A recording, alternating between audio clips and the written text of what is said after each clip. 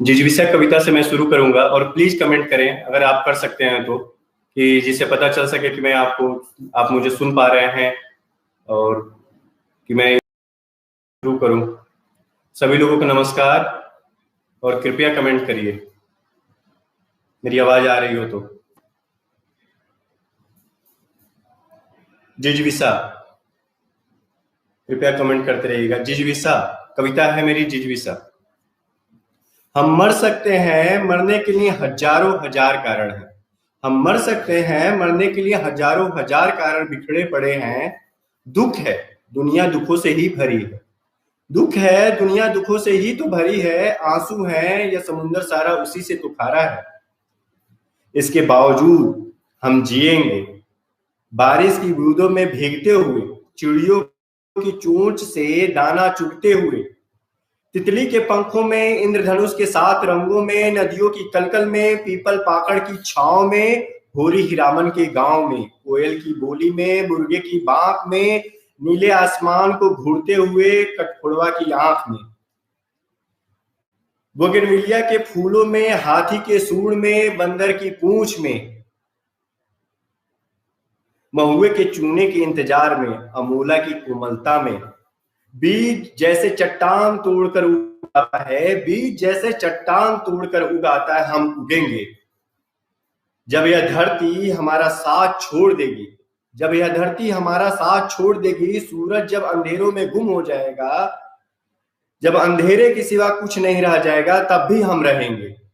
पुतलियों में धारण करेंगे ब्रह्मांड, जटाओं में धारण करेंगे किसी गंगा को, एक तारा बजाते हुए, झोली डाले हुए एक बांसुरी, एक गमछा, गेहूं धान बाजरे के कुछ बीज, तथागत की तरह निकल पड़ेंगे कहीं। थॉमस अल्वा एडिसन को कांख में दबाए हुए, थॉमस अल्वा एडिसन को कांख में दबाए हुए। आलोक, हाय दीपक, प्रणाम सर, प्रणाम। शायद लाइव सारी चीजें अच्छी हो गई हैं, टेक्नोलॉजी प्रॉब्लम खत्म हो गई है। अक्षय कुमार हाय, संजीव जी हाय भैया, सुन रहा हूँ। थैंक यू भाई सब लोगों को जुड़ने के लिए। आ रहे हैं आवाज, thank you Monika. Yes sir, yes sir. नमस्कार साथियों, नमस्कार भाई लोग। प्रेरणा आनंद बहुत ही बढ़िया, थैंक यू। सुबोध ठाकुर भाई, थैंक यू सो मच जुड़ने के लिए। Shweta Chaudhary, yes sir. सुबोध ठाकुर बहुत बढ़िया। दीपक थैंक यू भाई सुनने के लिए। Vipin Kumar hello sir. अब मैं कविता सुनाना चाहूंगा, एक छोटा सा फ्यूनरल। एक मिनट, मुझे थोड़ा सा और समय दीजिए, थोड़ा सा। हाँ, एक कविता है। हम अपने घोंसलों में चांद रखते हैं, हम अपने घोंसलों में चांद रखते हैं। चांद हर बार सफेद नहीं दिखता, चांद हर बार सफेद नहीं दिखता, उम्मीदी आंखों से बहुत बार वह लाल दिखता है। जब आंखें लाल होती है तो देखते समय चंद्रमा भी लाल दिखता है। चांद हर बार सफेद नहीं दिखता, उम्मीदी आंखों से बहुत बार वह लाल दिखता है। मेरे दादा जब बहुत देर रात काट कर आते, मेरे दादा जब बहुत देर रात धान काट कर आते, उनका हंसिया चांद की तरह दिखता था। बहुत बार दादा का पेट इतना पिचका होता कि उनकी दोनों तरफ की पसलियां चांद की तरह दिखती। मेरी माँ की लोरियों में चांद अक्सर रोटी के पीछे पीछे आता, और बहुत बार आधी पड़ी था। जैसे जैसे बूढ़े होते गए, उनकी कमर चांद की तरफ नहीं, जमीन की तरफ छुपाई थी। लेकिन अर्थी पर सोए दादा हूबहू चांद की तरह दिखते थे। लोग कहते हैं उस रोज सारे खेतों में धान की बालियां उनके दिन की ओर झुकाई थी। Thank you Vipin ji, hello sir, बहुत खूब sir, thank you. Vinay Yadav ji बहुत ही बढ़िया। Mukesh ji hello sir, hello भाई। श्रद्धा वर्मा खूबसूरत कविताएं सुनाई भैया, थैंक यू श्रद्धा। संजीव भाई दिल दे रहे हैं ढेर सारा। आलोक रंजन पांडे, दीपक भाई कुछ अपने बारे में ही बता दो। आलोक सर का मैं शिष्य हूँ और इस समय कानपुर में असिस्टेंट कमिश्नर हूँ सेल टैक्स डिपार्टमेंट में, और कविताएं, शायरी और कहानियां कुछ लिखता पढ़ता रहता हूँ। गांव से जुड़ाव रखता हूँ और जीवन को कविता की तरह देखता हूँ, और मुझे खुशी होती है धरती से जुड़े रहने में। आलोक, आप कहाँ हो, क्या करते हो और कविता कैसे लिखनी शुरू की? अच्छा, कविता मुझे जैसे कविता लिखना शुरुआत ऐसे हुई कि जैसे कि मुझे कोई चीज जैसे हॉन्ट करती थी या किसी चीज से मुझे लगता था कि ये चीजें मुझे अ, प्रेरित कर रही हैं कि नहीं नहीं मुझे कुछ इस पे लिखना चाहिए। कोई चीजें ऐसी है जो मुझे दुख दे रही हैं या खुशी दे रही है, मुझे लगता था कि हाँ मैं एक कविता इसके पे सर मैं सुनाना चाहूंगा। 80/120 करके कविता का क्या प्रोसेस है और क्यों मैं कविता लिखना शुरू करूंगा।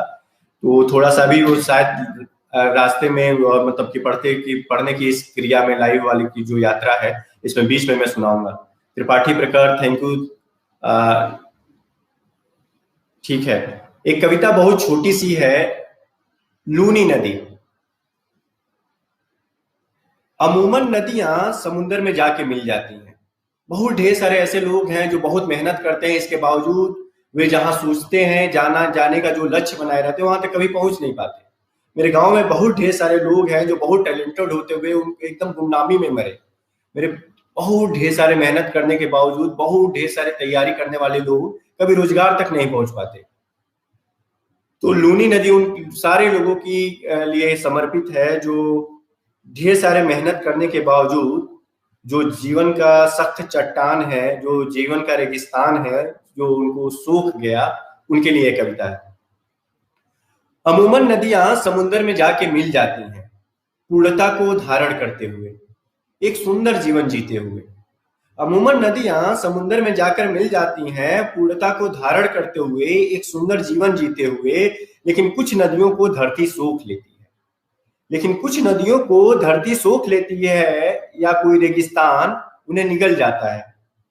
उम्र तलक अपनी हड्डियां गलाने के बावजूद ढेर सारे लोग एक सुंदर जीवन से कहीं बहुत दूर गुमनाम मर जाते हैं।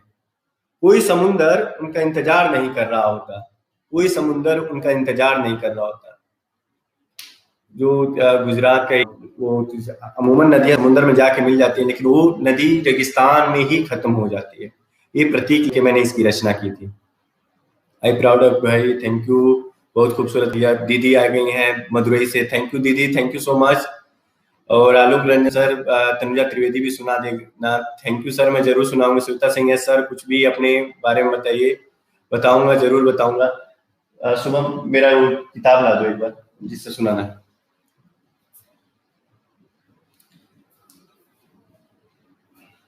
एक लोग कहते हैं कि जैसे कि यहाँ पे ऐसे रहते हैं, चले जाइए चलते।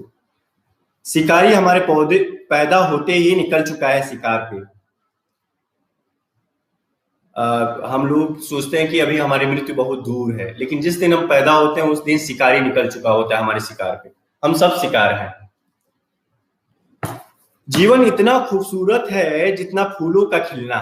जीवन इतना खूबसूरत है जैसे जीवन का जितना फूलों का खिलना, तितली के पंख, इंद्रधनुष के रंग, हल्की बारिश, किसी चिड़िया का कंठ, किसी बूढ़े दादा का ठहाका। यह इतना अनिश्चित है कि हर कदम पर मौत जैसे आपको माफी दे रही हो। यह इतना अनिश्चित है कि हर एक कदम पर मौत जैसे आपको माफी दे रही हो, और हम इतने निश्चिंत हैं कि जैसे मान बैठो यह जीवन हमेशा से हमारा था और रहेगा। शिकारी हर पल शिकार पर है। हिरण की गर्दन दबोच शेर जैसे चलता है। मौत हमें ले चलेगी एक दिन। अगर ओह मगर ओह मेरी महत्वाकांक्षाएं खून पीती हैं हर एक दिन, हर एक पल, यह जानते हुए भी कि एक दिन मेरी प्यारी चदरिया कफन की तरह दिखेगी। काश कोई रास्ता होता जिसमें दर्द, रक्त, आंसू, अवसाद की जगह कम होती, और तमाम जरूरतों के लिए उठाए गए हाथों को हरदम यह बात इंतजार में बैठी है हमारे। शिकारी का खाता उतना ही लंबा होगा जितना आप मोह करेंगे जान छोड़ते वक्त, मुक्ति के समय उतना दर्द होगा आप। दीपक बहुत सुंदर बोलते हैं फ्रॉम प्राणु। मेरी भांजी भी सुन रही है जो 5 साल की है, थैंक यू प्राणु। अनुराग सिंह शेखर जुड़ गए हैं, वाह वाह, थैंक यू सो मच। आप लोग प्लीज बताइएगा कि आप लोग को क्या सुनना है। सर कभी ऐसा होता है कि लिखना चाहते हैं बहुत कुछ पर शब्द नहीं मिल पाते जी, अच्छे से भावनाओं को व्यक्त कर पाए, तो ऐसे में कैसे लिखे। इसके 3 प्रोसेस हैं जो मुक्तिबोध बोल गए हैं कि एक प्रोसेस होता है कविता, कि जहां तक मुझे समझ में आता है कि कोई चीज आपको पहुंच गई तो आप कविता के लिए वो चीजें हॉन्ट कर गई आपको, वो कविता अभी आ रहा है कि नहीं मुझे मजदूरों पे, जो अभी मजदूर जा रहा है उस पे मुझे लिखना है, लेकिन शब्द एक साधना की तरह होता है, आपको एग्जैक्ट वो शब्द मिल नहीं पाता। आप जैसे अब तीखा लगा हुआ है और एक आपके पास मिर्च है, तो मिर्च का तीखापन या शिमला मिर्च का तीखापन या बहुत ढेर सारी चीजों का, मिर्च का ही, कई मिर्च का तीखापन ज्यादा होता है, कई का कम होता है। तो जिस मिर्च के, तो आप कैसे बताएंगे कितना तीखा है, बहुत तीखा है, थोड़ा तीखा है, मध्यम तीखा है, इसके बीच में भी बहुत ढेर सारे पार्ट होते हैं। तो आदमी उस शब्द के नियर अबाउट अपनी भावनाओं को ले जाता है, उसे व्यक्त करता है, और यही एक प्रोसेस है जो पूर्णता की तरफ जाता है कि आप उसके नियर अबाउट हो सकते हैं, वो एग्जैक्ट नहीं हो सकते। तो शब्दों का संधान करना पड़ता है, और लेखक हमेशा इसका प्रोसेस करता है।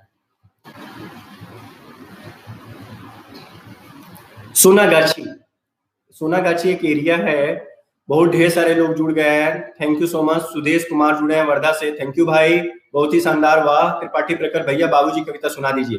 पक्का सुनाऊंगा, आप लोग जो जो कहेंगे मैं पूरा सुना के जाऊंगा, मेरे पास बहुत टाइम है, और आलोक सर ने पूरा छूट दे रखा है। श्रुति गौतम थैंक यू, बहुत खूबसूरत भैया, thank you so much. Sakshi Joshi बहुत अच्छी कविता, thank you. Prerna Anand thank you sir.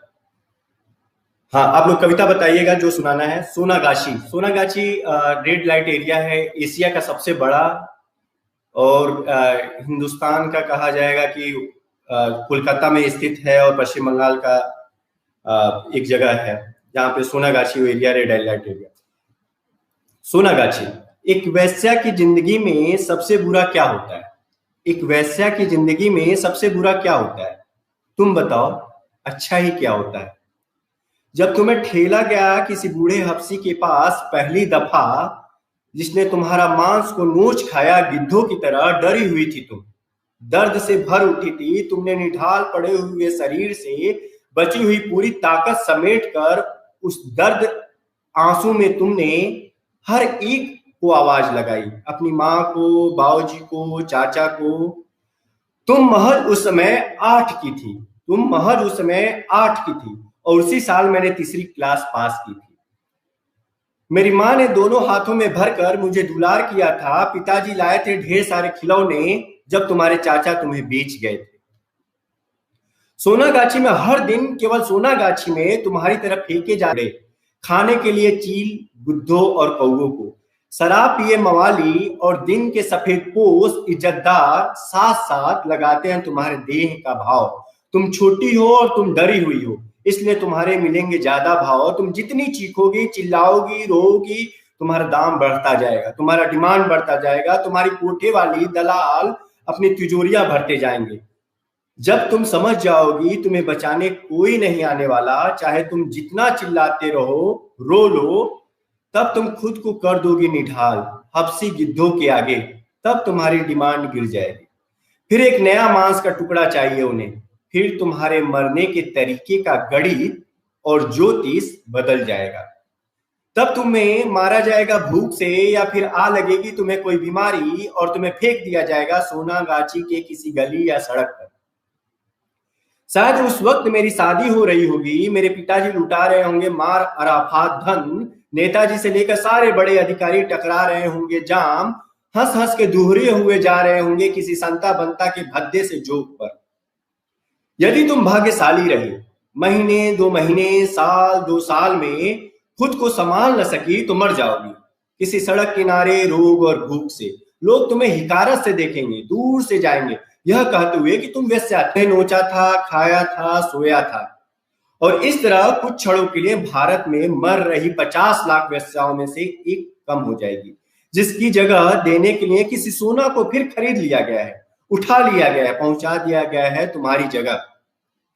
कोई कैंडल नहीं जलेगा, कोई कैंडल नहीं जलेगा, न कोई करेगा भूख हड़ताल, न कोई नेता देगा बयान, और न तुम खबर बनोगे किसी अखबार में। तुम्हारे जैसे मरते हैं हर दिन, हर क्षण तुम मरो। तुम्हारी फिक्र किसे है? समाज की स्मृति से उसी दिन तुम भुला दी गई जब तुम महज 8 बरस की थी, जब तुम्हें बेच दिया गया, रोज तुम्हें गिद्धे नोचने के लिए, जब मदद के लिए बुलाते बुलाते तुम्हारा गला थक गया, रोते रोते जब तुम्हारे कंठ बैठ गए, किसी के कानों तक तुम्हारी आवाज नहीं पहुंची, किसी भी संवेदनशील कानों तक तुम्हारी रोती चीख, लाचार आवाज नहीं पहुंची। इस दुनिया में कोई हृदय नहीं रह गया था जिस तरह तुम्हारा दर्द पहुंचता, जिस तक तुम्हारा दर्द पहुंचता उस दिन ही तुम मर गई थी और भुला दी गई थी। तुम्हारा कोई देश नहीं, तुम्हारा कोई विष्णु नहीं, नहीं आएंगे कोई देवता बचाने के लिए। तुम सिर्फ वैसा हो। और जब तुम्हें जबरन सोनागाछी लाया गया था, महज तुम 8 बरस की थी, महज तुम 8 बरस की थी। थैंक यू, बहुत अच्छा रूपाली शर्मा, थैंक यू जुड़ने के लिए। अनुराग से बहुत खूब शानदार। भैया जी बाबूजी कविता ठीक है, बहुत बहुत शुक्रिया सर इतनी अच्छी कविता सुनाने के लिए। थैंक यू अन्नपूर्णा जी। अनुराग सिंह से बनारस कविता आपको सुनाएंगे शिखर जरूर। सालवी शर्मा बहुत अच्छा सर, थैंक यू। गद्य भी पक्का।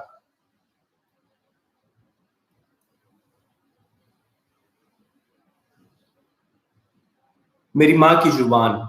मैं भोजपुर एरिया से आता हूँ, कोई हरियाणा से आता होगा, कोई राजस्थान से आता होगा, कोई मेवाड़ी बोलता होगा, कोई कुमायूनी, कोई गढ़वाली। अलग अलग लोगों की मातृभाषाएं अलग अलग हैं और उनसे सबसे ज्यादा जुड़ाव भी होता है। मेरी तमिलनाडु में रहने वाली छोटी सी भांजी है जिसकी मेरे गांव से बगल से जाती है सदानीरा और उनके गांव से जाती है प्रणहिता, उसका नाम प्रणहिता है। तो उसको कहती है भोजपुरी सीखो, तो खा तड़ू जा तड़ू ऐसी क्रियाएं सीख रही है अभी और बच्चा भोजपुरी बोल ले रही है। मुझे लगता है कि अपनी धरती से जुड़ाव हमेशा होना चाहिए। मेरी माँ की जुबान। मेरी माँ, जब मैं गांव छोड़ा तो माँ छुट्टी और भोजपुरी भी। जब मैं गांव छोड़ा तो माँ छुट्टी और भोजपुरी भी। इस महानगर में जब कहीं से कान में पड़ जाता है हार्न की जगह कोई भोजपुरी का शब्द, आंखों में तैर जाती है मेरा गांव, मेरा बचपन, मेरी माँ, खेत और मेरी गैया। जब किसी भाषा में आने लगती है शुष्कता तो वह लौटती है अपनी बोलियों के पास। शुष्क बादल लौटता है पानी के लिए समुंदर के पास। दाना और पानी के लिए सारी चिड़ियाएं आसमान से उतरती हैं धरती के पास। मेरी माँ की भाषा भोजपुरी थी। दुनिया का सबसे गहरा और मजबूत प्रेम मुझे इसी में मिला। जब कभी मेरे पैर लड़खड़ाते थे माँ के पास जाता था। भाषा जाती है बोली के पास। जब भाषा में ताकत खत्म होने लगती है तो अपनी जड़ों की तरफ लौटती है। गृहित करती है मुहावरे, लोकोक्तियां, लक्षणा, व्यंजना, धरती, हवा और आग। मैं जब उदास होता था माँ का आंचल मेरे सिर पर होता था। माँ भोजपुरी बोलती थी और जब भावुक होती या जब कभी मुझे चोट लगती तो मुझे अरे हमारे करे जाऊ कहकर झुरियाए हाथों में भींच लेती थी। मेरी माँ की आंखें डबडबा जाती थी। ये भोजपुरी थी। कुछ कहते भी बहुत भाई, बहुत ही संवेदनशील। थैंक यू दीदी। हेलो सर, हेलो भाई, बहुत जबरदस्त भाई। Chandan Kumar thank you. अक्षय कुमार बहुत बढ़िया, thank you sir. Manisha Thakur thank you. Funeral आप जानते होंगे क्या होता है। हमारे यहाँ हमारे पिताजी जब हमारे गांव में कोई मरता है बुजुर्ग तो हमारे यहाँ भैंसहा घाट होता है। जैसे दिल्ली में है बोधि घाट करके है और कई घाट हैं। तो नदियों के पास हमारा रिवाज है कि वहां जाके मनाया जाता है कि उनको लाश को जलाया जाता है, अंत्येष्टि किया जाता है। तो अलग अलग धर्मों में अलग अलग तरीके से रिवाज हैं। तो एक फ्यूनरल होता है ईसाई धर्म में। तो फ्यूनरल किस चीज का और किसके लिए? एक भारी वैज्ञानिक हुआ वसु। एक भारी वैज्ञानिक हुआ वसु। उसने सुना था कान लगाकर महुए के पेड़ों, आम के पेड़ों, पीपल, बरगद, पाकड़, देवदारू, मार तमाम पेड़ों में भी दिल होता है। उनका भी दिल धक धक करता है। उनको भी काटने पर खून बहता है। उनको भी प्यास लगती है, वो भी सांस लेते हैं। वे मरे हुए नहीं हैं, उतने ही जीवित हैं जितना कि हम। अंतर बस इतना ही है कि हर इंसानी दिल से उनका दिल थोड़ा बड़ा है। स्वार्थ में उनकी आंखें अभी अंधी नहीं हुई। जितना जीते हैं वे खुद के लिए, उससे ज्यादा वो हमारे लिए। किसी भगीरथ ने नहीं, एक पेड़ ही थे जिन्होंने एक पैर पर वर्षों बरस तपस्या की। इस धरती के लिए, हमारे लिए, पानी के लिए। जहां वे नहीं है धरती आज भी बंजर है। जब कहीं कोई पेड़ मरता है सारी चिड़िया की आंखें डबडब होती हैं, दिल भारी होता है। जब हमारी अनंत भूख एक दिन आखिरी पेड़ भी निकल जाएगी, जब हमारी अनंत भूख एक दिन आखिरी पेड़ भी निकल जाएगी, उस दिन धरती हो जाएगी बांझ।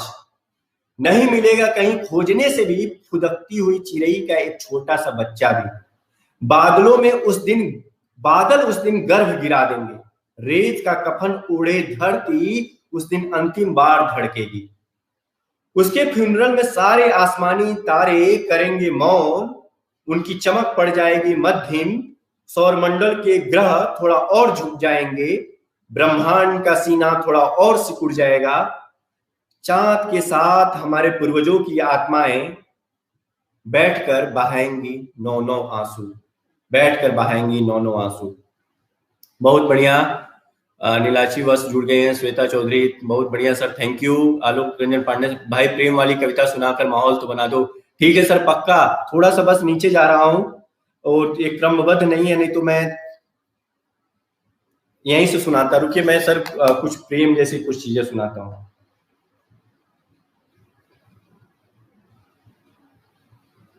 मुझे थोड़ा सा टाइम दीजिए, 10 सेकेंड। प्रेम जैसी कविता है। हीरामन को तो प्रेम से ही लोग जानते हैं।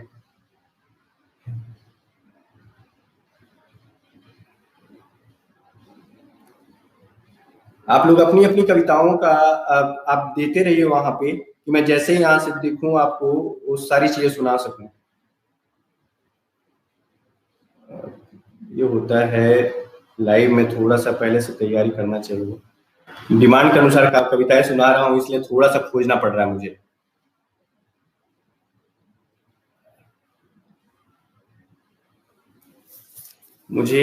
तनुजा त्रिवेदी का कुछ पाठ सुनाता हूँ। ये तनुजा त्रिवेदी, हीरामन, ये सब चीजें आप लोग जानते हैं और दिल्ली यूनिवर्सिटी का लगभग अधिकतर लोग जानते हैं। जो भी प्यार करता है वो सब जानते हैं, और जो प्यार से गुजरे हैं वो सब जानते हैं। क्या एक्सपीरियंस होता है प्यार का, थोड़ा सा ही सुनिए। हीरामन बाबू समझते थे कि प्यार करना गुलाब जामुन खाने की तरह है। बहुत बड़ी गलतफहमी थी। प्रपोज करना और एक्सेप्ट हो जाना बहुत छोटा काम है। समझो पहली सीढ़ी चढ़ने की तरह, या किसी पेड़ का बीज बोने की तरह। हरदम देखभाल की जरूरत होती है। पौधा सूख जाएगा। एक दिन आप पानी नहीं देते हैं, पेड़ सूखने लगते हैं। पौधा सूख जाएगा, चक भय तुम आम। त्रिवेदी की नसीली आंखों में तो कूदना आसान था, कौन उसमें कूद कर जान ना दे दे। मगर आंखें समुंदर थीं, जिसमें लगातार तैरना पड़ेगा, हाथ पैर मारते रहना पड़ेगा।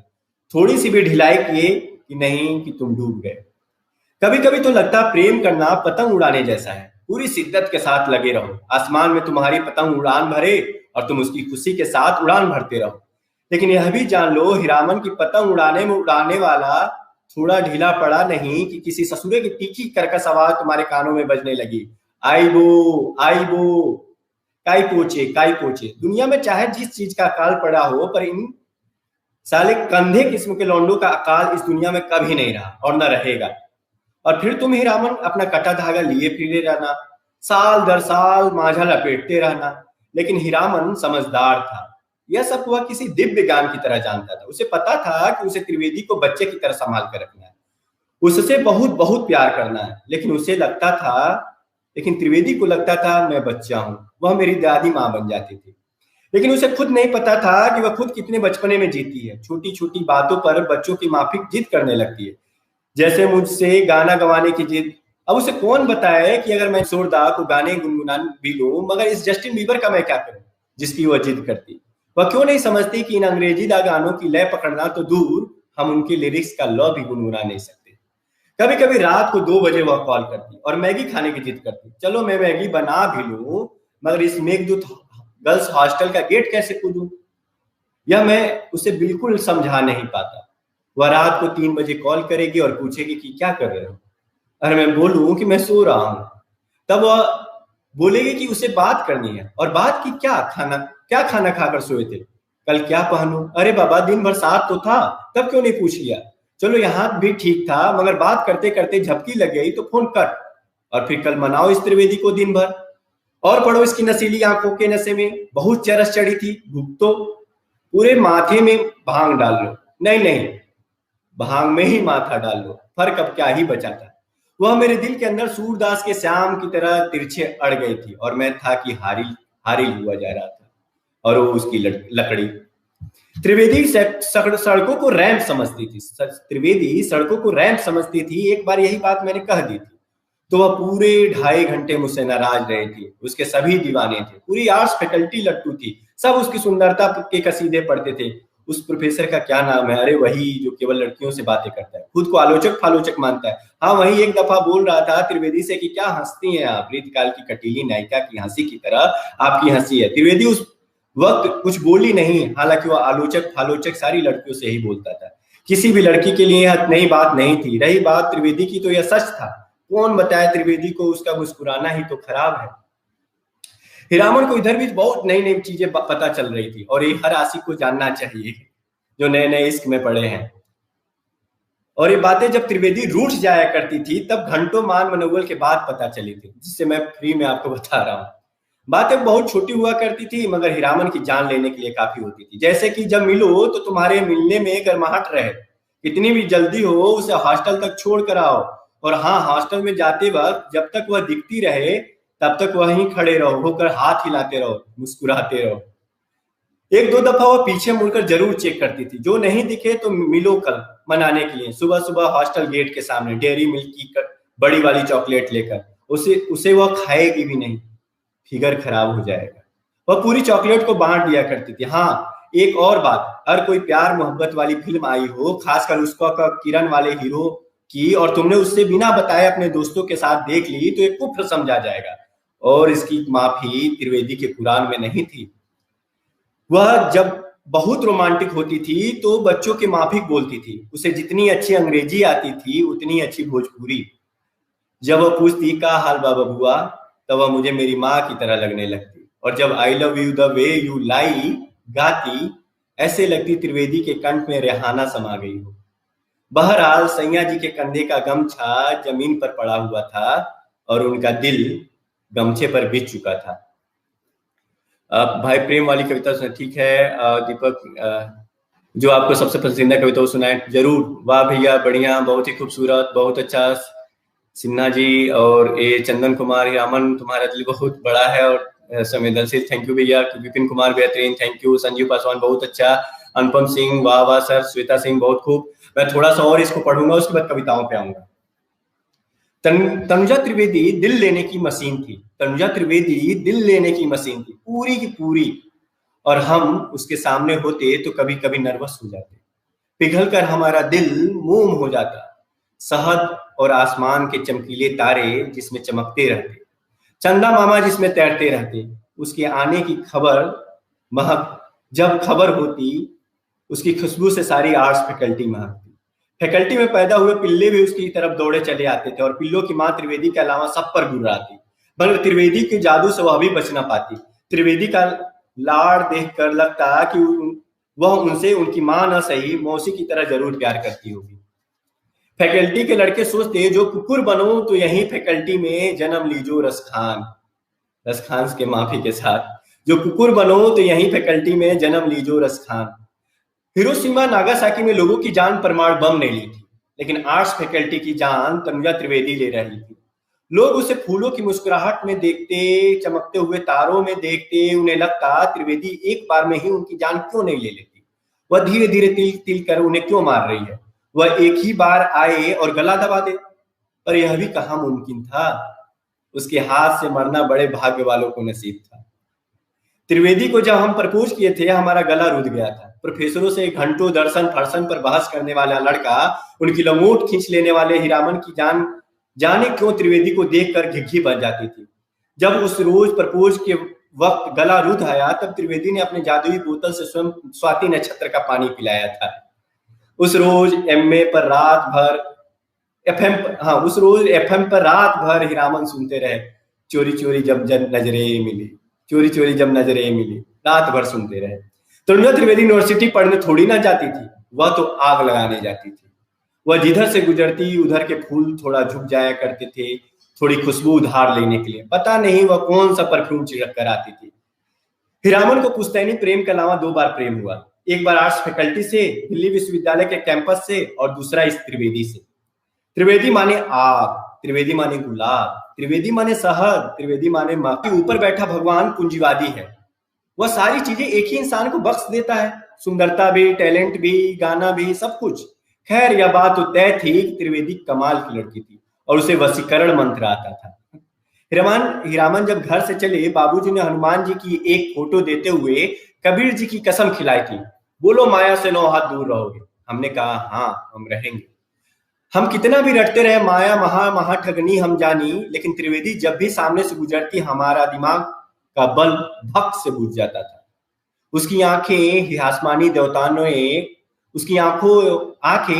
देवताओं ने खुद घंटों बैठकर अपनी पूरी जान झोंककर बनाई थी, जिनमें कई रंगों के बादल उमड़ा करते थे, कभी कभी एकदम जामुनी, कभी एकदम गुलाबी, कभी पीताम्बरी। त्रिवेदी अजीब सी लड़की थी। वह कभी गिलहरी बन जाती, कभी भक्त से जादूगरनी, कभी कोयल बनकर कान में कुछ कह जाती। हमारा दिमाग तो बिल्कुल हिला गया था जब तक त्रिवेदी किताबों में से खुलकर बोल रही हो। हम बोल बोल कर पढ़ने लगते तो हम क्या बताते कि हम तो गांव से कसम वसम लेकर आए हैं, नहीं तो रूठने वाली कौन सी बात है, और तुमसे कोई रूठ सकता है भला।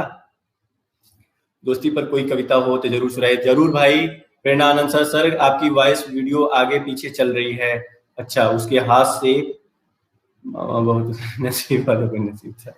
Thank you. यहाँ पे इसको छोड़ता हूँ, कुछ कविताएं सुनाता हूँ। अगली दफा मैं त्रिवेदी को कंटिन्यू करूंगा। त्रिवेदी की जय हो। बेहतरीन तरीके से आपने प्रेम को मैं कुछ कविताएं सुनाता हूँ आप लोगों को। आलोक सर माहौल बना दिया, thank you sir, thank you भाई। रूपाली शर्मा, कमल नयन, माधुरी दीदी, भाई कसम कौन खिलाया? बाबूजी खिलाए थे, आप जानती हैं। हाँ, मगध राजधानी का प्रतीक है। अब थोड़ी सी सीरियस कविताएं जो वाकई चिंतन करना चाहिए हम लोगों को भी। मगध हर एक राजधानी का प्रतीक है, जो हम लोग मतलब कि बहुत वर्षों बाद बनता है विकास की परंपरा में। मेरे देश के लोगों, हर देश की राजधानी की नींव लकड़ी की बनी हुई होती है। दीमक हर वक्त उसे चालते रहते हैं। यदि जरूरी हस्तक्षेप नहीं हुआ तो राजधानी ढह जाती है। यदि जरूरी हस्तक्षेप नहीं हुआ तो राजधानी ढह जाती है, फिर भरभरा कर पूरा देश, और तब रह गए मुर्दे एक राजधानी बनाने में वर्षों लगा देते हैं।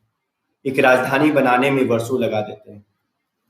एक कविता है जो ग्रामीण परिवेश या जो बहुत मतलब कि कहा जाएगा जो अभी परंपरा से जुड़े हुए परिवार हैं, उनके लिए वो समझ सकते हैं इस भावना को। माँ और सूर्य देवता ऋग्वेद से लेके सारी जगहों में बहुत पुराने समय से हमारे जो पूर्वज थे उनको देवता की तरह मानते हैं। विज्ञान तरक्की किया, उन्हें तारा घोषित कर दिया, वो महज एक तारा रह गया, लेकिन मेरी माँ अभी भी उनको सूरज देवता बोलती है। दुनिया की सारी खूबसूरती, हरियाली, रंग, खुशबू कहाँ से आती है? चिड़िया, फूल, नदी, गिलहरी, गधे और आदमी में जीवन। मेरे बचपन के हर प्रश्न का उत्तर करोड़ों मील दूर किसी विखंडन, संलयन, विखंडन और विस्फोट में छिपा था। इस सृष्टि के हर जीवन में समाये सूर्य मेरे पिता अपने रोम रोम अपना रोम रोम तुम्हारा कर्जदार मानते हैं। मेरी घोर आस्तिक मां की आंखें तुम्हें कभी तारे की तरह नहीं देख पाई, तुम देव थे। तुम्हें रोज सुबह अर्घ देते वक्त माथे का पल्लू थोड़ा खींच लेती थी मेरी माँ। मेरे आंगन में विज्ञान माँ की आस्था के पीछे पीछे माँ का पल्लू पकड़ कर आता था। इंसान ने देवता बनाया माना, पर उन्हें बनाए रखे हो तुम सूरज देव, और मेरी माँ की तांबे का लाल लोटे भर पानी। इंसान ने देवता बनाया माना, पर उन्हें बनाए रखे हो तुम सूरज देव, और मेरी माँ के तांबे का लोटे भर पानी। मोनू चौधरी सर, आपकी सबकी कविताएं एकदम सरल और बहुत ही सुंदर होती हैं। भाई कविता का काम ही है कि वो आप तक पहुंचे। भाई कसम कौन, दीपक मामा, मुझे आपके जैसा बोलना सीखना है। अरे बोल लोगी तुम तो 4 भाषाएं बोलती हो। टांगे इस समय मजदूरों की स्थिति आप लोग जान रहे होंगे कि कैसे है वो, कितने कष्ट में है इस लॉकडाउन के दौरान, और बहुत चीज झेलना पड़ रहा है, बहुत कष्ट, पैरों में छाले पड़ रहे हैं और बहुत कष्ट सह के वो इस समय अभी औरैया में 18 के आसपास मजदूर मर गए, 2 ट्रक से जा रहे थे घर। 16 के आसपास औरंगाबाद में मर गए लोग। तो एक कितना मतलब विडंबनापूर्ण है, और हमारा समाज क्या देता है। तांगे के घोड़े, तांगे के घोड़े, तांगे के घोड़े हंसते नहीं सिर्फ दौड़ते हैं। तांगे के घोड़े हंसते नहीं सिर्फ दौड़ते हैं। घोड़े की नाल में जब लोहा ठोका जाता है, घोड़े की नाल में जब लोहा ठोका जाता है और उनके नाक को छेद कर गुलाम बनाया जाता है, वे जोर से ही नहीं नाते हैं। उनकी चिघाड़ बहुत भयानक होती है। अफ्रीका में बहुत से लोग जो लोहे का स्वाद याद कर अब भी सिहर उठते हैं। अफ्रीका में बहुत से लोग हैं जो लोहे का स्वाद याद कर अब भी सिहर उठते हैं। जब हम तांगे पर बैठे होते हैं और तेज चलाने की शिकायत करते हैं तांगे वाले से, जब हम तांगे पर बैठे होते हैं और तेज चलाने की शिकायत करते हैं तांगे वाले से, तो हर मिनट उसकी चमड़ी चाबुक सहती है। बहुत से मजदूरों की अनूठी आंखों में डूबता सूरज उतर आता है, मशीन उन्हें निगल जाते हैं। घोड़ों की आंखें बेहद उदास होती हैं, वे रोते नहीं। घोड़ों की आंखें बेहद उदास होती हैं, वे रोते नहीं। उनकी टांगों से खून रिसता है। सड़क पर पड़े खून बाद में आने वाले तांगे वालों को राह दिखाती है। घोड़ों की आंखें बेहद उदास होती हैं, वे रोते नहीं। उनकी टांगों से खून रिसता है। सड़क पर पड़े खून बाद में आने वाले तांगे वाले को राह दिखाते हैं। कोई घोड़ा मरकर तारा नहीं बनता, कोई घोड़ा मरकर तारा नहीं बनता, कोई घोड़ा मरकर तारा नहीं बनता। तांगे वाले बनते हैं मरने के बाद ध्रुव तारा। मुझे लगता है कि मैं मृत्यु को बहुत नजदीक से देखा हूं, और बहुत ढेर सारे लोग देखे हैं जिनके परिवार में कोई बुजुर्ग या फिर उनके बहुत खासम खास, जैसे माँ पिता या दादा दादी नाना नानी, जो भी जिनसे भी आप जुड़े थे, और उनको मरते हुए देखना बड़ा कष्टप्रद होता है, और वो मृत्यु से भय लगता है। मुझे भी लगता है और लोगों की तरह। तो एक कविता थी, तुम्हें भी नहीं लगता मृत्यु से डर, तुम्हें भी नहीं लगता मृत्यु से डर। मेरे दादा मुझसे अक्सर पूछा करते थे, मेरे दादा मुझसे अक्सर पूछा करते थे, बताओ हीरालाल, बताओ हीरालाल, जिंदगी का सबसे बड़ा सच क्या है। मेरे दादा मुझसे अक्सर पूछा करते थे, बताओ हीरालाल, जिंदगी का सबसे बड़ा सच क्या है। मैं बहुत छोटा था उस समय।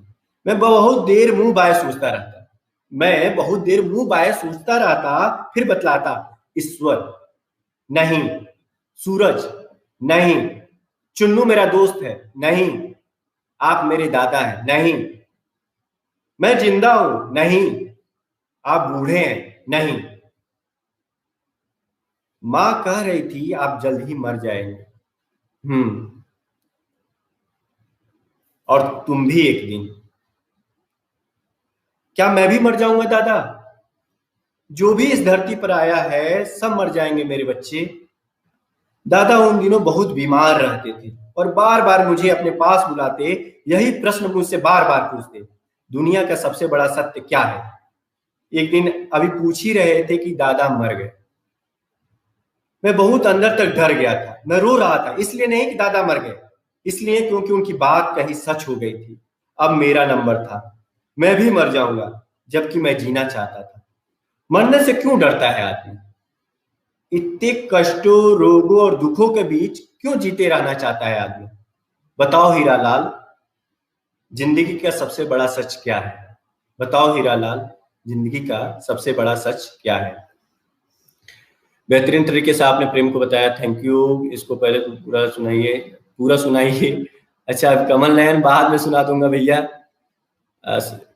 दीपक, सर पैरों के छाले क्या, उन्हें उन्हें तो अपनी जान तक गंवानी पड़ रही। सही है विपिन, मैं देख रहा हूँ, मैं सेक्टर मजिस्ट्रेट हूँ इस समय, रोज सड़कों पे देख रहा हूँ, कोशिश करता हूँ उनको कष्ट ना हो, और मैं मेरी वजह से जितनी सुविधा पहुंच। श्वेता सिंह गरीबी एक अभिशाप है इनकी, सबसे बड़ा अभिशाप है, सबसे बड़ी बीमारी भी।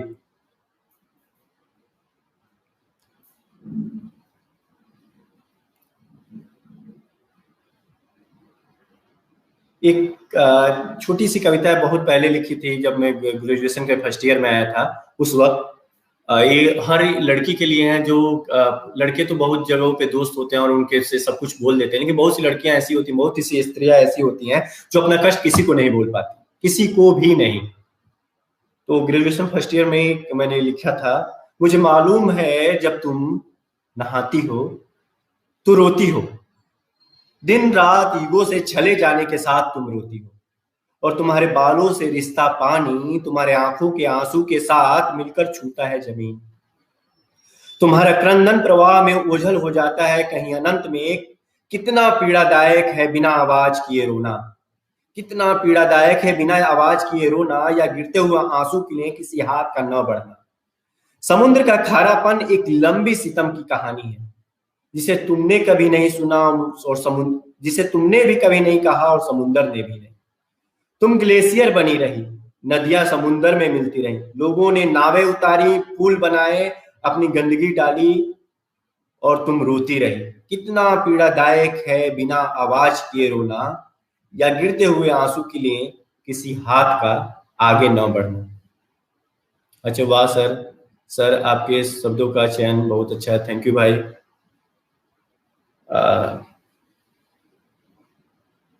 हमारे जो सांप्रदायिकता है, कभी कभी ऐसे माहौल होता है, तो मेरे गांव का माहौल बहुत सौहार्दपूर्ण रहा है। हमने कभी नहीं जाना कि हिंदू और मुस्लिम जैसी चीजें वहां पे गांव में, मेरा बाल काटने वाला आदमी वो मुस्लिम है, या मेरे पैर जो मोच आ जाती है तो उसको सही करने वाली औरत जो है वो मुस्लिम है, या फिर मैं जिसके यहाँ ईद के दिन सेवैया खाने जाता हूँ वो मुस्लिम है। तो मुझे बड़ा अच्छा लगता है मेरे गांव का माहौल। लेकिन जब इस सांप्रदायिकता जैसी चीज और चुनावी राजनीति समीकरण में सब चीजें उछाली जाती हैं तो कष्ट होता है। आप भी जानते होंगे कि जो आपके बहुत ढेर सारे दोस्त हैं वो हिंदू मुस्लिम जैसी चीजों से बहुत इतर, केवल इंसान होके रहना बेहतर है, और वो बेहतर इंसान होंगे जो आपके दोस्त होंगे। लिखिए केदार नूर मियाँ की गुमशुदगी की रिपोर्ट, लिखिए केदार नूर मियाँ की गुमशुदगी की रिपोर्ट। मुझे अच्छे से याद है जब मेरे पैरों में मोच आती थी, उम्मत चाची की जादुई हाथ झट से उठे ठीक कर दिया करते थे। वे कभी कभी रोने ही लगती थी, मैं नहीं जानता किस लिए, तब मैं बहुत छोटा बच्चा था।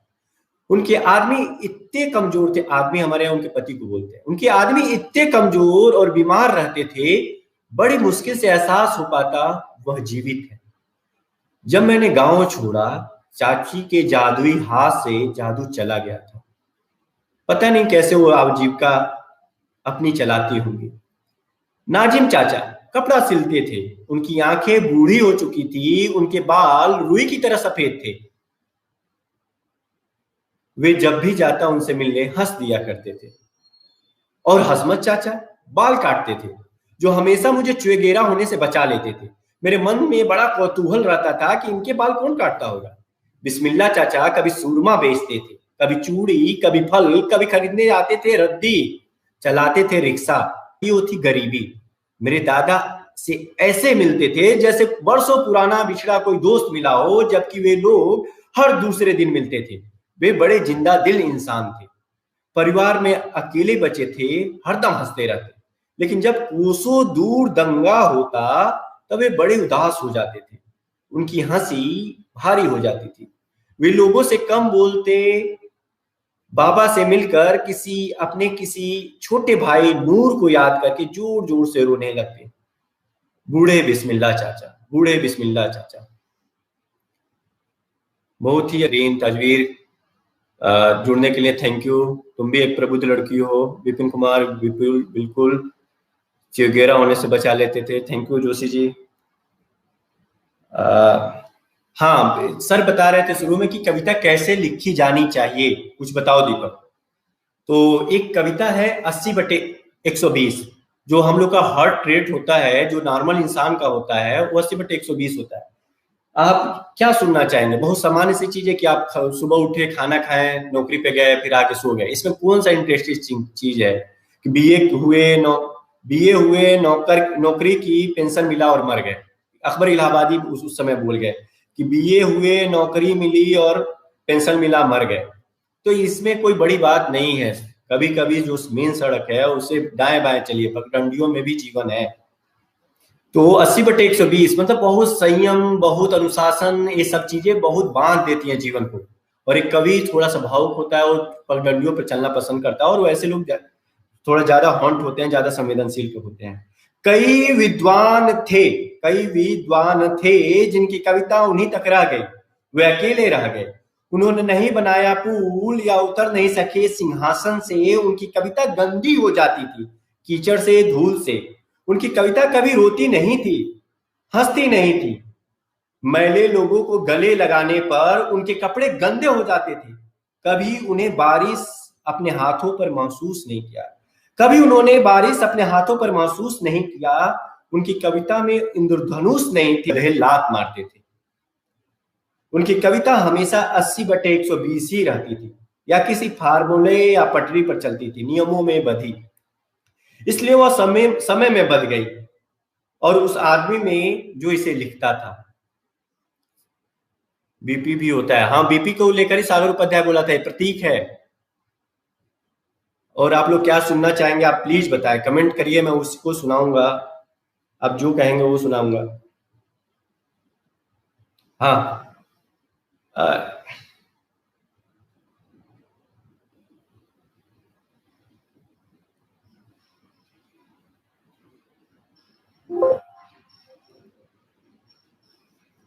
एक मिनट।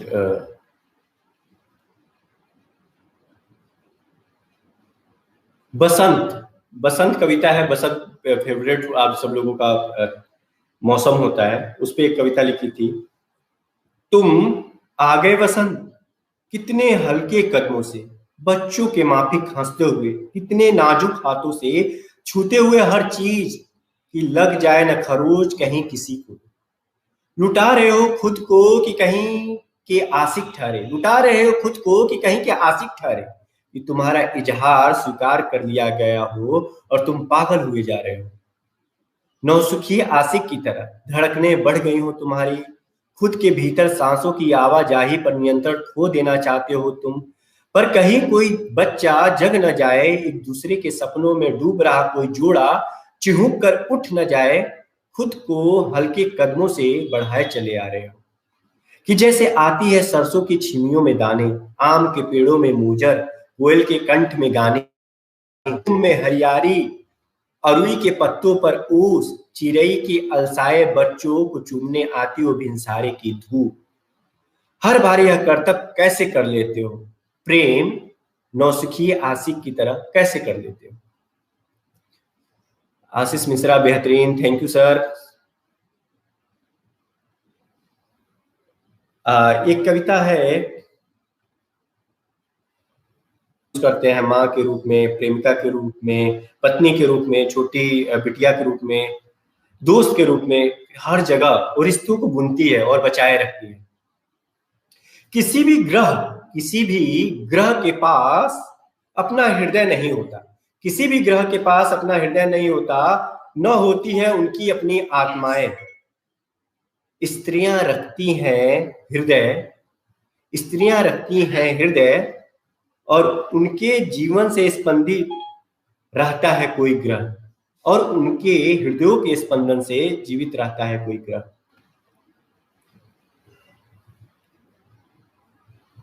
और एक कविता है प्रेम,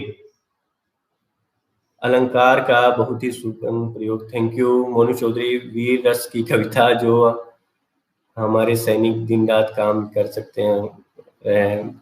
अब उसको अगली बार सुनाऊंगा, अभी लेके बैठा नहीं हूँ वीर रस कविता, कोशिश करूंगा। आरना तिवारी, शानदार भैया, और बड़ा सा दिल भेजी हैं, सुप्रिया बहन।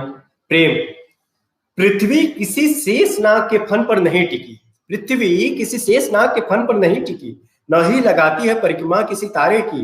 प्रेम ही वह धूरी है जिसके भीतर सांस ले रही है ब्रह्मांड की असंख्य आकाश गंगाएं, मेरी बछिया और उसकी बुढ़ाती माँ। क्वार्क, इलेक्ट्रॉन, प्रोटॉन, सारी धातुएं, सारे सागर, हवाएं, पत्तियां, पत्थर, बांसुरी, शंख, वीणाएं, मंसूर, लामा, धरती, कुकुरमुत्ते सभी प्रेम में है। एक दिन हत्यारा समय छीन लेगा हमसे ईश्वर, गुड़िया, गुलाब के फूल, शतरंज की रानी, कलेजा, रोशनी, फेफड़े, सब कुछ। पर अंततः हर बार की तरह हार जाएगा वह मेरे प्रेम से, अनगिनत हृदयों के प्रेम से। सिर्फ प्रेम जीता है अनंत काल तक, कछुए की पीठ पर बैठकर। कमल, मुझे लगता है कविता वही लिख सकते हैं जो दिल से ज्यादा सोचते हैं बनिस्पत दिमाग से। कवि दिखाता है इस दुनिया में सहानुभूति और संवेदना में मुश्किल है। कमल, हाँ, थोड़ा सा संवेदनशील तो होना पड़ता है। वसंत, अच्छा दर्शाया सर आपने शब्दों में, थैंक यू थैंक यू। एक कविता है कि दुख एक कवि को क्या साल रहा है। एक कवि का दुख क्या है कि मेरी गैया कल बियाते समय मर गई। कभी इस पे भी दुखी हो सकता है, हर संवेदनशील आदमी हो सकता है। मेरी गैया कल बियाते समय मर गई, त्रिवेणी चाचा पूरी उम्र बेलदारी का काम करते करते, बोझा ढोते ढोते एक दिन मर गए। कि मेरी बाऊजी बहुत तेजी से बुढ़ाने लगे हैं और उनका बुढ़ाना मैं रोक नहीं पा रहा। तमाम दुखों में से मेरा एक दुख यह भी है कि मेरा बचपन में दिखने वाले ढेर सारे लोग जाने कहां गुम हो गए। तमाम दुखों में से मेरा दुख यह भी है कि मेरे बचपन में दिखने वाले ढेर सारे लोग जाने कहां गुम हो गए, कि मेरी स्मृति कभी कभी मेरा साथ नहीं देती, कि मेरे गांव की ओर जाने वाला रास्ता हर साल थोड़ा और लंबा हो जाता है, कि ध्रुव तारे के बगल वाला तारा अब और धुंधला हो जाता है।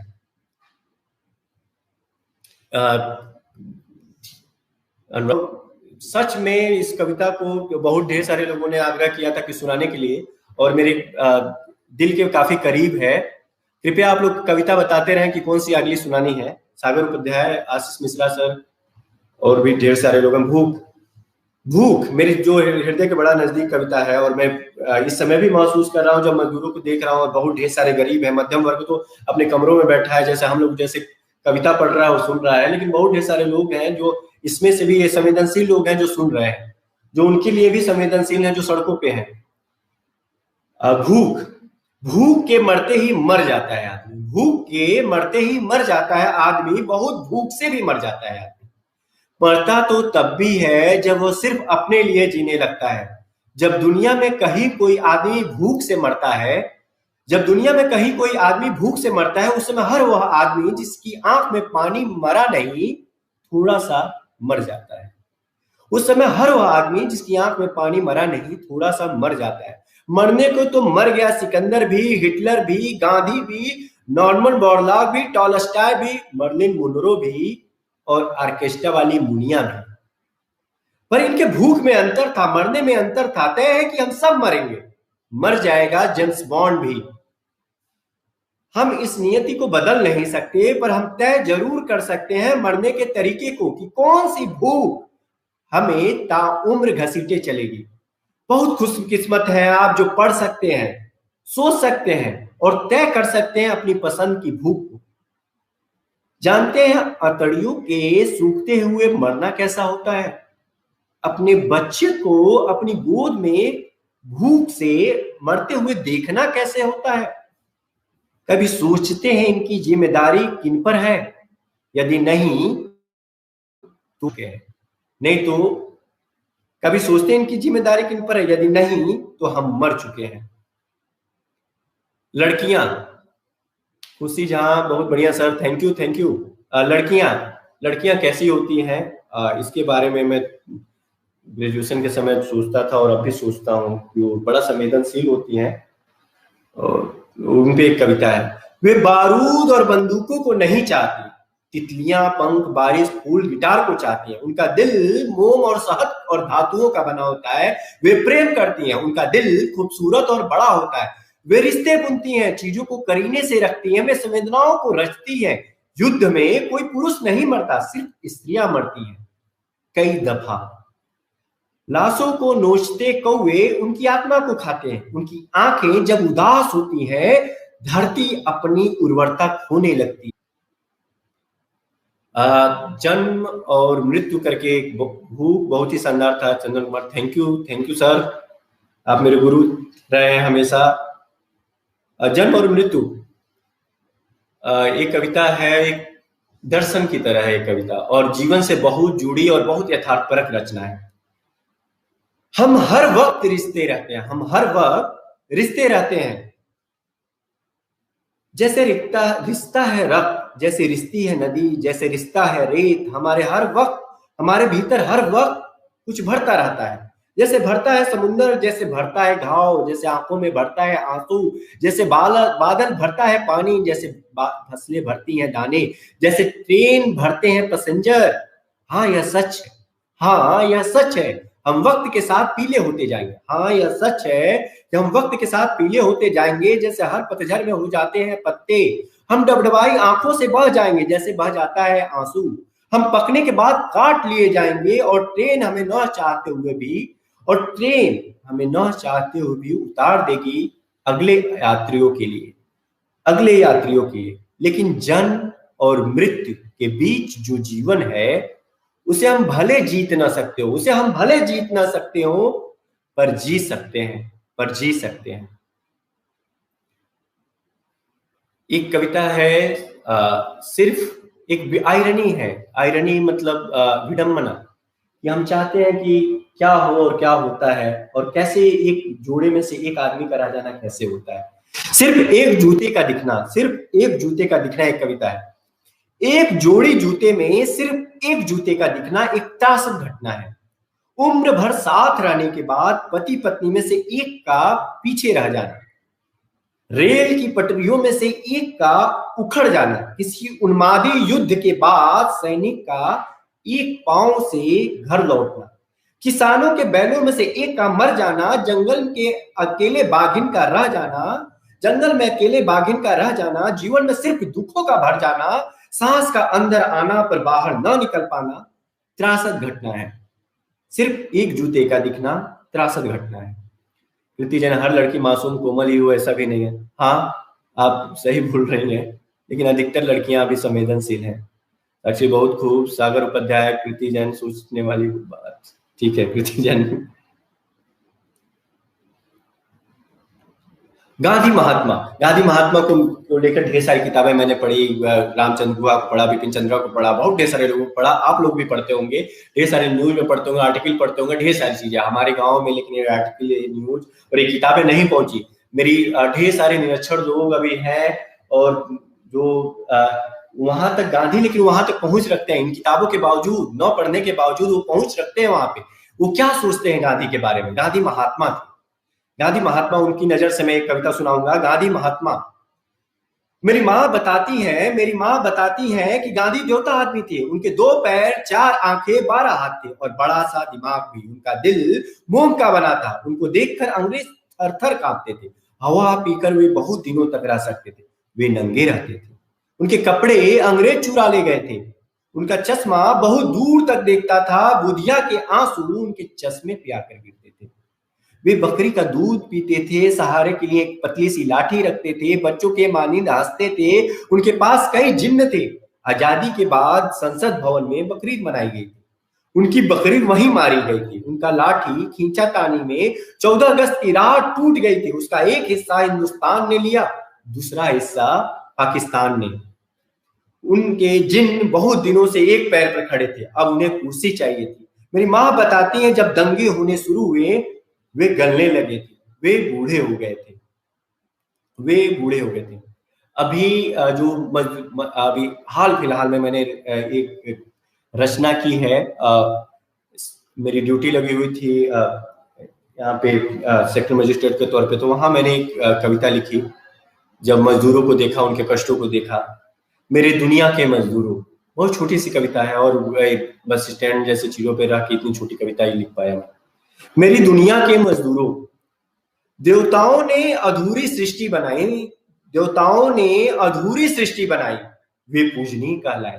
देवताओं ने अधूरी सृष्टि बनाई, वे पूजनीय कहलाए, और चले गए रहने के लिए स्वर्ग। देवताओं ने अधूरी सृष्टि बनाई, वे पूजनीय कहलाए, और चले गए रहने के लिए स्वर्ग। तुमने, मजदूरों ने, तुमने गलती और सड़ती हुई दुनिया को सींच खून और पसीने से बनाया स्वर्ग। सींच खून और पसीने से बनाया स्वर्ग। कहलाए मजदूर जाहिल, कहलाए मजदूर जाहिल असभ्य। सींच खून और पसीने से बनाया स्वर्ग कहलाए मजदूर जाहिल असभ्य, तुम्हारे रहने के लिए नहीं रखी गई कोई जगह। हमने कोई जगह नहीं दी तुम्हें, तुम्हारे रहने के लिए नहीं रखी गई कोई जगह। सिर्फ भूख से मर सकते थे तुम, सिर्फ भूख से मर सकते थे तुम। और जो हम सभ्य थे तुम्हारे लिए बस इतना किया, और जो हम सभ्य थे तुम्हारे लिए बस इतना किया कि तुम्हें धीरे धीरे मरते हुए देखते रहे सुसंस्कृत शालीन आंखों से। और फिर एक रोज, और फिर एक रोज तुम्हारे मरते ही तुम्हारे बच्चों को बना लाए मजदूर, तुम्हारे बच्चों को बना लाए मजदूर। नौबहार आहा, नौबहार आहा, थैंक यू। चंद्रकांत बोहरा, आदर आपकी रचनाओं में कलापक्ष और भावपक्ष दोनों का अद्भुत संगम है। थैंक यू बंधु। कीर्ति जैन, थैंक यू। नौबहार, खुशी झा, जिन्होंने रहने के लिए जगह बनाई वही क्यों आज बेघर है, यही विडम्बना है, और वो लौट के एक जवाब मांगेंगे हमसे। प्रेरणा आनंद, अपूंजीवादियों को मजदूर को अहमियत समझ आएगी जब उनके काम के लिए कोई नहीं होगा। गरीबी अभिशाप है।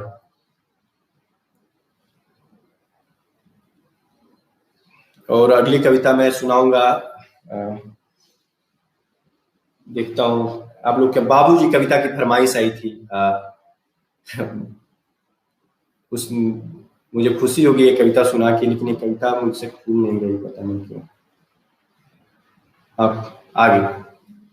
बाबूजी, हर वो पिता के लिए समर्पित है जो पिता पूरा जीवन अपने बच्चों के लिए लगा देता है।